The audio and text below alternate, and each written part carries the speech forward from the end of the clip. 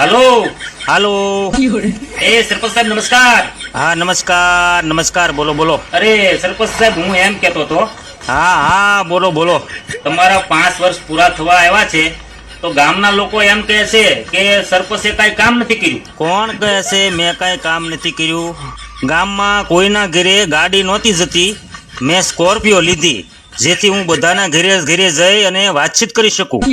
અને જે લોકોના ઘરે જઈ શકાય એવું નથી, રસ્તો સાંકડો છે, એ લોકોને મેં એવું કીધું તમારે મારા ઘરે આવી જવાનું। એના માટે મેં આલિશાન બંગલો બનાવ્યો એટલે કોઈ પણ માણસ આરામથી રોકાઈ શકે। મારા ઘરમાં 10 રૂમ છે, 10 રૂમમાં મેં એસી ફિટ કરાવ્યા જેથી લોકોને ગરમીમાં બેસવું ન પડે। અને ડબલ ડોરનું મોટું ફ્રીજ લીધું એટલે લોકો ઠંડુ પાણી પી શકે। અને સોફા પણ બનાવરાવ્યા જેથી લોકો આરામથી બેસીને એમની સમસ્યા મને જણાવી શકે। આટલું બધું કરવા છતાં લોકો એમ કહે છે કે સરપંચ કાંઈ કરતા નથી। ગામમાં ચોરી બહુ થતી હતી એટલે મેં મારા ઘેરે 10 રૂમમાં સીસીટીવી કેમેરા મુકાવી દીધા।